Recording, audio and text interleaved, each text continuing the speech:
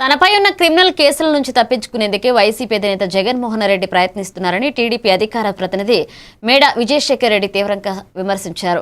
అమరావతిలో నిర్వహించిన మీడియా సమావేశంలో మాట్లాడిన ఆయన గత పాలనలో జగన్ చేసిన అవినీతి దోపిడీకి సంబంధించిన క్రెడిట్ను ఎవరూ దోచుకోలేరని ఘాటు వ్యాఖ్యలు చేశారు.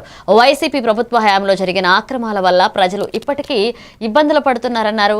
పాలనా పేరుతో జరిగిన అన్యాయాలను ప్రజలు మర్చిపోలేరని అన్నారు. కేసులను ఎదుర్కొనే ధైర్యం లేకపోవడంతోనే జగన్ తనను బాధితుడిగా చిత్రీకరించుకునే ప్రయత్నం చేస్తున్నారన్నారు. ఆలవాలంగా చేసావు ఈ రాష్ట్రాన్ని.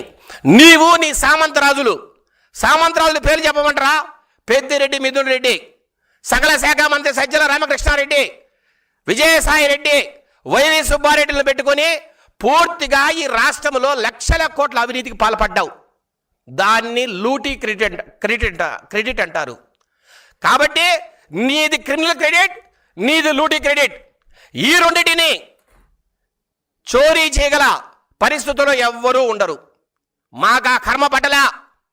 నారా చంద్రబాబు నాయుడు గారు సుపరిపాలనకు, అభివృద్ధికి, ఉద్యోగాల కల్పనకు పెట్టింది పేరు. ఆయనకు ఎవరి క్రెడిట్ని చోరీ చేయాల్సిన అవసరం లేదు. ఆ పరిస్థితే రాదు.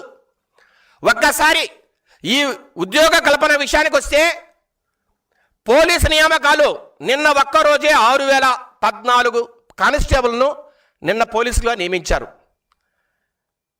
చంద్రబాబు నాయుడు గారి గత 14 ఏళ్ల పరిపాలనలో మీరు ఒక్కసారి చూస్తే 1999 2004 మధ్య 8190